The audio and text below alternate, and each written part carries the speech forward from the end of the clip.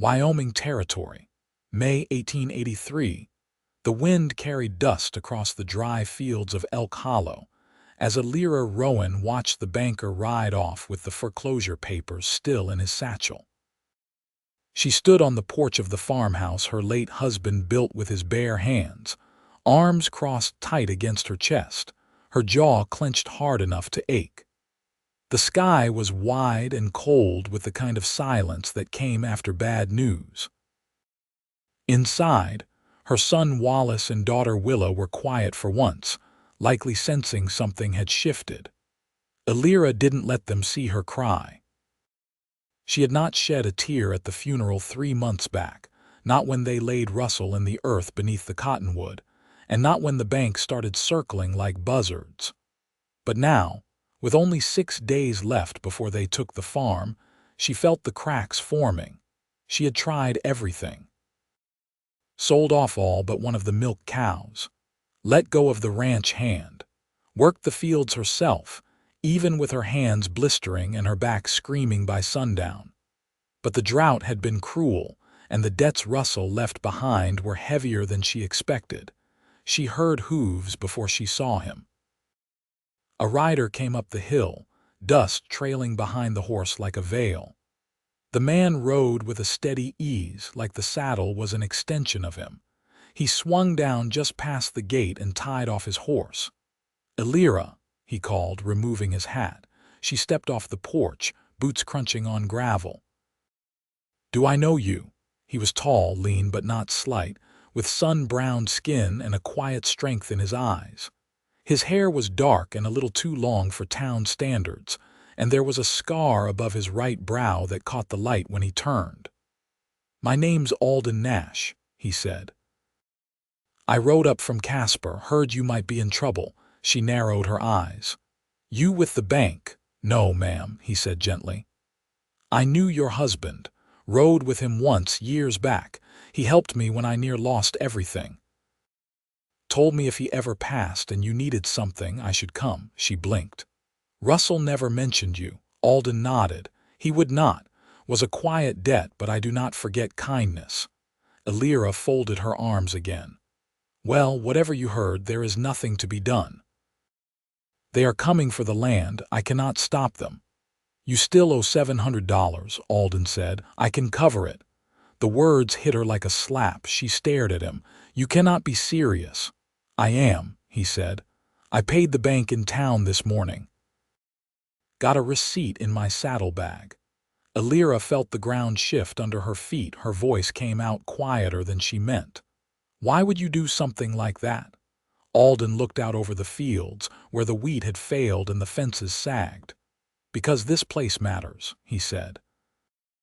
"And because a man keeps his word. You should not have to lose what you and Russell built." She swallowed hard. "I cannot pay you back." "I am not asking you to," he said.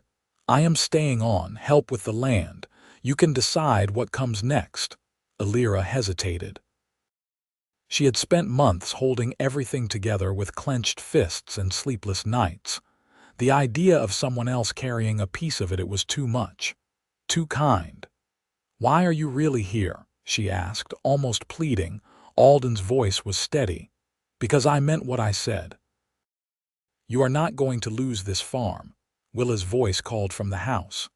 "Mama," Elira turned. "Inside, sweetheart." She looked back at Alden. He stood still, not pushing, not trying to win her over, just waiting like the ground underfoot. "You can sleep in the bunkhouse," she said finally. "But I do not want charity. You work, you eat." "I brought my own tools," he said. "And I do not mind hard work." That night after the children slept, Elira stood at the back window as Alden walked the fence line with a lantern, checking for breaks. He moved like someone used to quiet places. She realized she was holding her breath. The next morning he was already in the barn by the time she came out. She found him fixing the hinge on the back stall door. "You could have stayed in town," she said. "I like it better here. You do not even know us." "I know enough." Over the next few days he worked the fields with her, repaired the broken gate, even taught Wallace how to properly shoe the old mule. Wallace laughed for the first time in weeks, and Willa followed Alden around like a duckling, asking questions about horses and stars and scars. Elira watched from the porch one evening as Alden let Willa braid bits of wildflower into the mane of his mare. The man had a patience about him, a steadiness that settled into the bones of the place.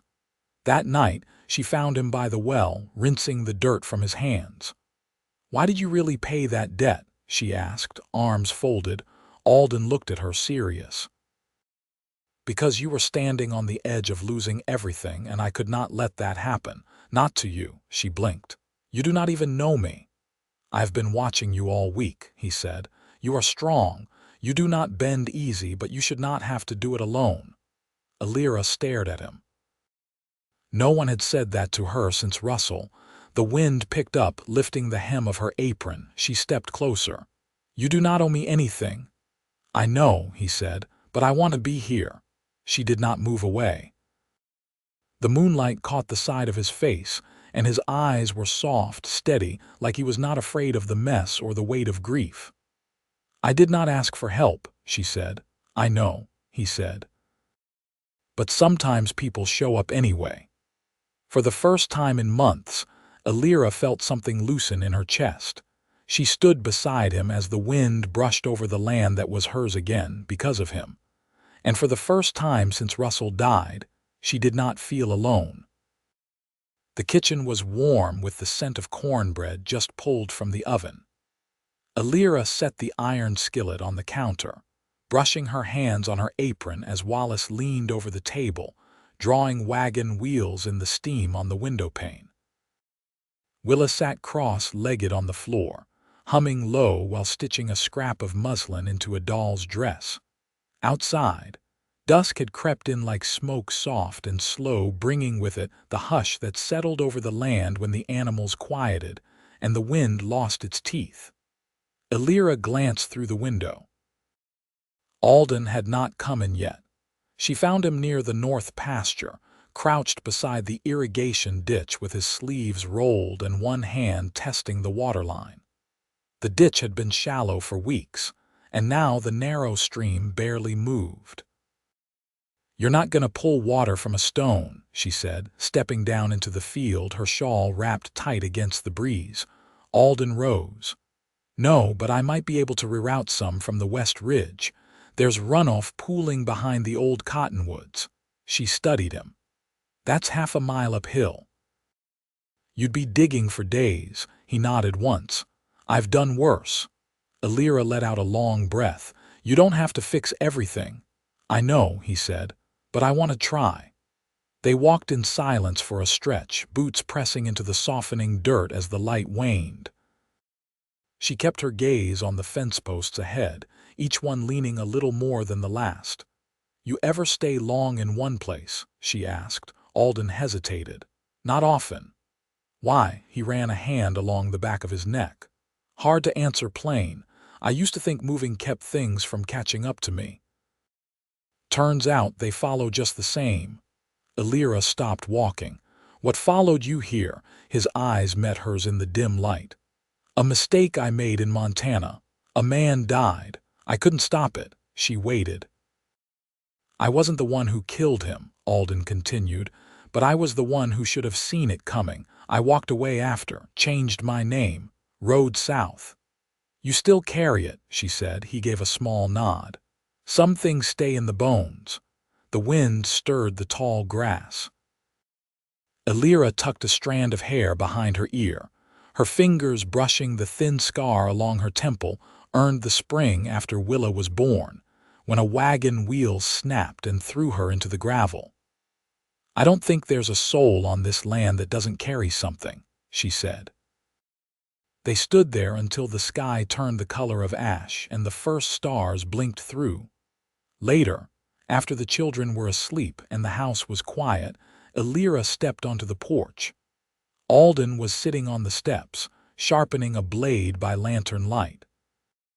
"You got your own place anywhere?" she asked, settling beside him. "No," he said. "Just my horse and what fits on her back." She studied the calluses on his fingers, the slow arc of the whetstone. I wouldn't have let you stay if I didn't think the children were safe. I know.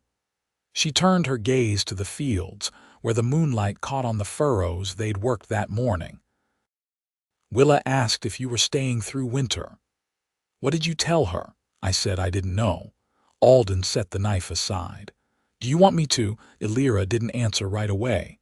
Her hands were folded in her lap, thumb running over a loose thread at the hem of her skirt. I don't know yet, she said. But I didn't think I'd want anyone to stay, so that's something.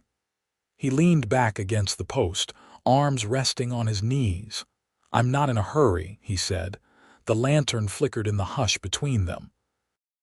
Somewhere out in the dark, a coyote yipped once, then fell silent. Elira pulled her shawl tighter and looked at him not the way she had before, with suspicion or guarded gratitude, but with something quieter. Something that felt like the beginning of trust. I'll put on coffee in the morning, she said, standing. Alden met her eyes. I'll be up before the rooster. She stepped inside without looking back, but the corner of her mouth lifted just a little as the door clicked shut behind her. Rain came 3 days later, steady and cold, softening the hard edges of the land. It washed dust from the porch railings, left shallow puddles in the ruts near the barn, and filled the air with the sharp scent of wet cedar. Elira stood beneath the eaves with a tin pail in one hand, watching the sky break open over the hills. Her shoulders relaxed for the first time in weeks. Inside, Willa pressed her face to the window, counting drips as they slid down the glass. Wallace sat near the hearth, carving a sliver of pine into something that might become a whistle if he could settle his hands long enough. Lyra had stripped off her apron and hung it over the railing. Her dress clung to her arms, damp at the seams, but she didn't mind. The rain was late this season, but it had come. Alden returned from the West Ridge just before midday, his coat dark with water and boots heavy with mud. He unsaddled the mare and rubbed her down before stepping inside the kitchen to dry off by the stove. Elira passed him a towel without a word. He took it, nodding once, and wrung the edge of his sleeve over the basin. You find where the runoff's pooling? She asked as she ladled stew into a bowl. Found more than I hoped, he said. There's a natural basin higher than I thought. Could dam it with timber and fill the troughs twice over. She placed the bowl on the table. You'll need help getting beams up there. I'll take Wallace if you'll let him. She didn't answer right away. Then she nodded. So long as you keep him in sight. Alden sat and picked up his spoon.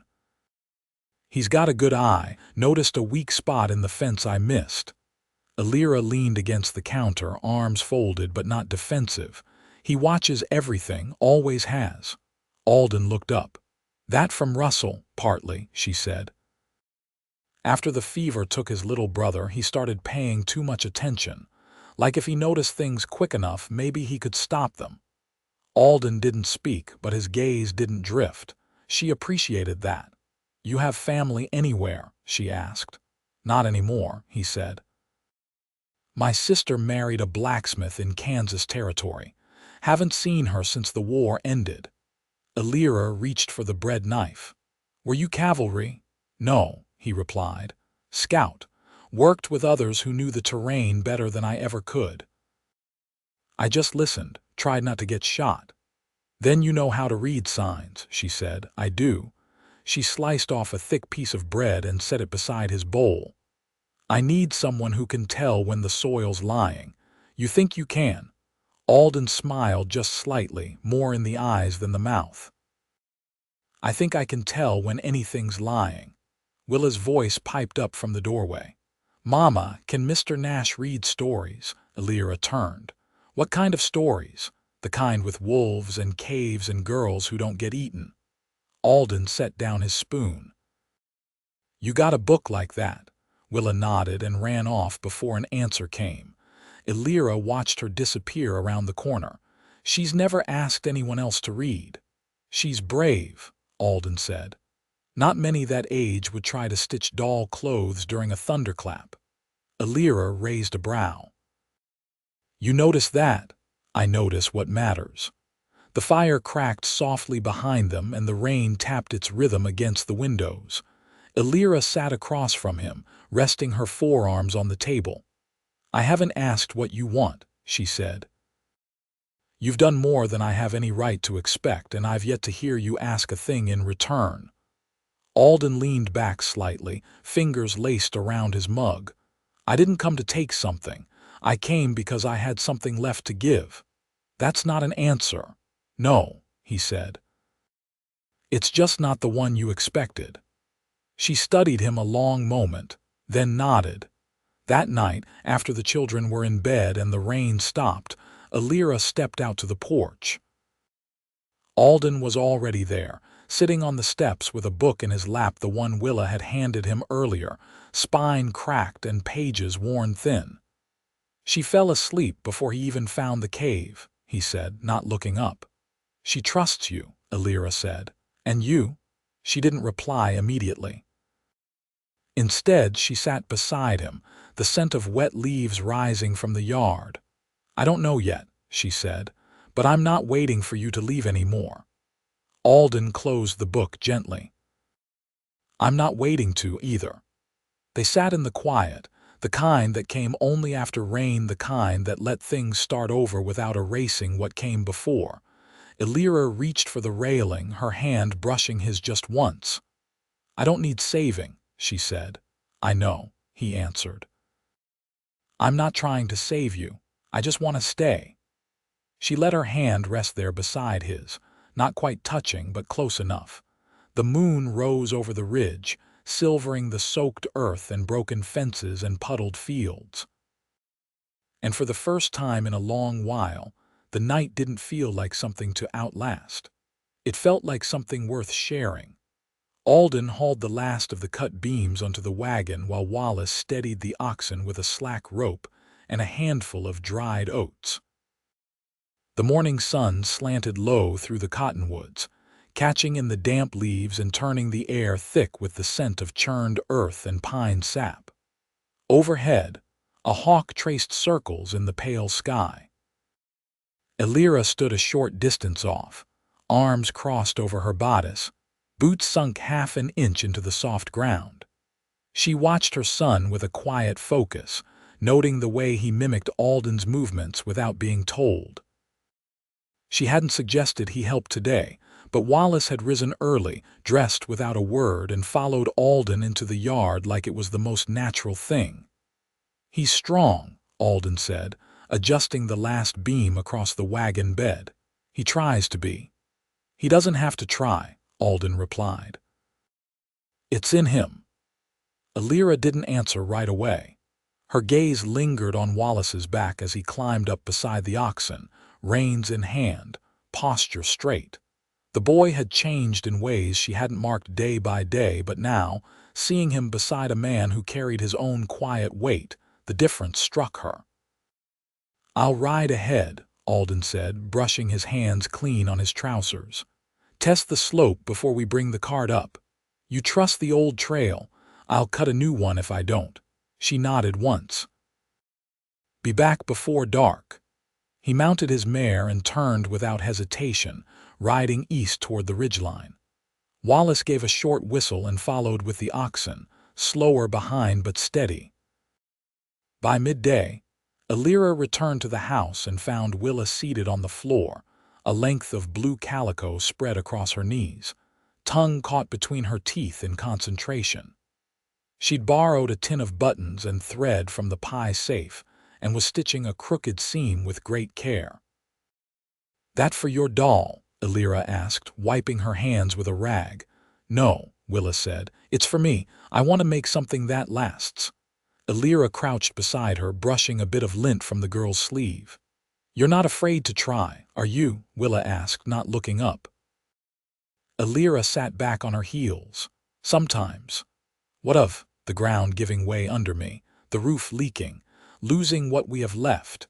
Willa glanced up then, brows drawn, but we're not losing it anymore. Elira reached out and tucked a strand of hair behind her daughter's ear.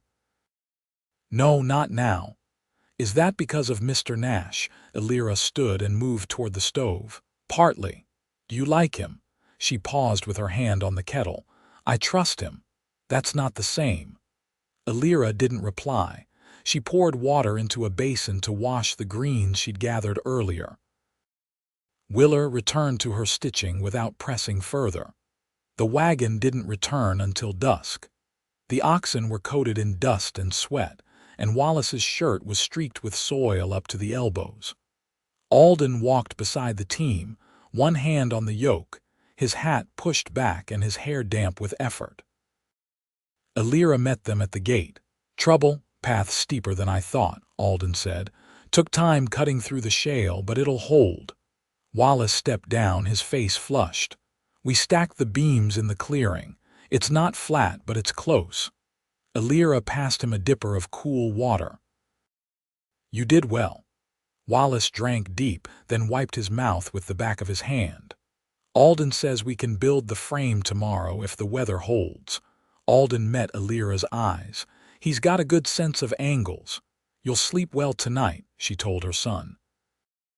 Wallace grinned, pride flickering across his face before he turned toward the barn. Elira followed Alden around the side of the house where he washed up at the pump. She handed him a dry cloth and leaned against the post beside him. You know, she said, I spent the whole first year after Russell died expecting someone to come take the land, not the bank, just someone, like it didn't belong to me without him. Alden dried his face and hands, then folded the cloth. It does, it always did. I know that now. But it took you showing up for me to believe it. He set the cloth on the rail and faced her. It's not just the land, is it? No, she said. It's the quiet hours, the sound of the wind through the wheat, the way Willa hums when she's thinking. Wallace's shoulders straightening when he figures something out. Alden took a breath, then said, I'd like to make a place in that quiet if there's room. Elira looked at him, long and steady. I never let myself think there could be room for anything new. There is, he said. And not because of me, because you held it open. She stepped closer, close enough to feel the heat of him even in the cooling air. You've been careful with us. I had to be. I'm not asking you to be careful now. He didn't move, but something in his eyes softened. Then I won't be. She reached up and laid her hand against his chest, over the place where his shirt clung damp from the day's work. His hand came to rest over hers, warm and sure. I want you to stay, she said. I already have, he replied. The porch lamp flickered behind them as the wind stirred the leaves. The ground beneath their feet felt steady, the air full with things not yet said but already known. Inside, Willa's needle clinked against her thimble. Wallace's boots thudded across the loft floor. And outside, beneath the wide Wyoming sky, Elira leaned into the man who had given her back not just her land, but her breath. The frame of the dam stood by the end of June, solid and squared against the hillside, its timbers dark with creek water and early sweat. By midday, the troughs filled fuller than they had in a year. The fields below began to carry a green that wasn't there before, not lush, but promising. Elira stood with her sleeves rolled, her hand resting on the gate post, watching Alden and Wallace secure the last beam. Hold it steady, Alden said, voice clear but low. Just a breath longer. Wallace braced his shoulder against the post. The boy's arm shook, but he didn't falter. When the final peg was driven, Alden stepped back and clapped his palm lightly to Wallace's back. You've got good balance, he said. That counts for more than strength. Wallace grinned, not looking at either of them, and picked up the mallet to carry it back down the ridge. Elira waited until the boy's footsteps faded. He's steadier with you around. Alden brushed sawdust from his palms. He's growing into himself. All I did was watch him do it. They walked back toward the house together, taking the long way through the edge of the pasture. The air smelled of iron-rich water and warm grass, the quiet broken only by the creak of a hawthorn branch above them. Elira stopped where the old fence marked the original boundary line, the place where she and Russell had once staked out their hopes with measuring rope and a hand-dug post hole. "I don't know what to make of it," she said. "This new shape life's taken." Alden turned to her. "What part feels wrong?" "None of it," she said. "That's the part I don't know how to carry." "You don't have to carry it. You just have to live in it." She looked at him then, really looked at the crease near his jaw from where he slept on his side, at the faint mark on his collarbone from some old burn, at the way his hands never fidgeted but always settled easy. She hadn't meant to let herself feel anything for anyone again, but it had happened in the quiet ways, the way he never asked for thanks, the way he made room without taking space. She reached out and took his hand. "I want you in my life," she said. "Not just on the edges. Not just as help." Alden didn't move, but his fingers curled around hers. "What are you asking?" She stepped closer. "I'm asking if you'll stay, not in the bunkhouse, not as a guest." He brought her hand to his chest. "I'd stay if I was wanted." "You're wanted," she said. He nodded once, and she leaned into him, her forehead against his shoulder. The wind moved through the grass around them, soft as breath. That evening, Willa set the table with mismatched plates and placed a single wildflower in a chipped jug at the center. Wallace brought in the kindling without being asked. Elira ladled stew into bowls, and Alden cleaned the grime from his hands before joining them. After supper, they walked together out to the back pasture. Fireflies blinked low near the fence, and the moon hung just above the ridge, caught in the branches of the cottonwoods. Alden stopped near the horses and turned to Elira. "I've got something." She raised a brow. "What sort of something?" He reached into the satchel slung across the fence post and drew out a small, square parcel wrapped in oilskin. She unfolded it carefully. Inside was a simple silver ring, worn smooth at the edges, the band plain but whole. "It was my mother's," he said. "She wore it through harder years than I ever saw, left it with me before she passed." Elira held it in her palm. "You want me to have it?" "I want you to wear it," he said. "If you mean to have me." She looked up at him. "I do." They married beneath the cottonwoods, 3 weeks later, with the preacher from town and a dozen neighbors who brought pies and fiddle music and more joy than the land had seen in years.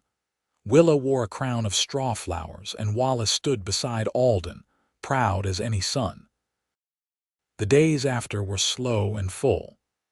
Alden moved into the main house, and the bunkhouse became a place for tools and drying herbs. The fields grew stronger with each passing week, the crops rising steady. The water held, and the fences stayed upright.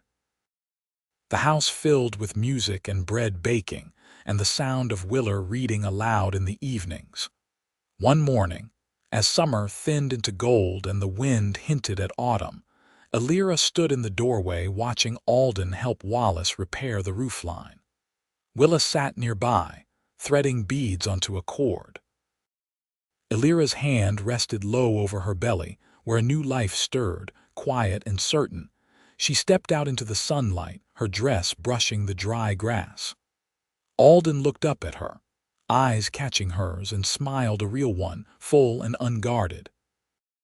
She walked to him, placed her hand against his, and together they turned back to the house, where every room held a piece of what they'd built, not from rescue but from rising.